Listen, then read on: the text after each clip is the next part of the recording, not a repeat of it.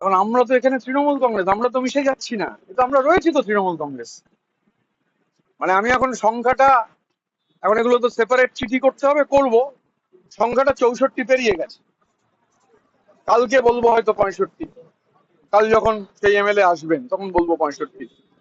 স্বাভাবিকভাবে আমরাই তো তৃণমূল, কে কোথায় কার সঙ্গে দেখা করলো আমরা কি বলবো? মিশে যায় কংগ্রেস আর তৃণমূল, তখন কি হবে আপনাদের? আমরা মিশছি না, আমরা কংগ্রেসের সাথে মিশছি না, দায়িত্ব নিয়ে বলতে পারি। আমাদের পরিষদীয় দল, আমরা এবং আমি এমপিদের যাদের সঙ্গে কথা হয়েছে তারাও কংগ্রেসের সঙ্গে মিশছেন না, এটাও আমি তাদের, মানে তাদেরটা তারা বলবেন, কিন্তু এটা আমি শুনেছি তারাও মিশছেন না।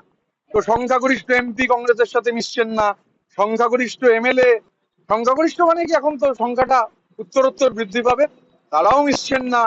এরপরে হচ্ছে জেলা পরিষদও তো বহু জায়গায় তারা যারা আছেন অনেকের সাথে কথা হলো, কেউ মিশছেন না, মিউনিসিপ্যালিটি কেউ মিশবে না।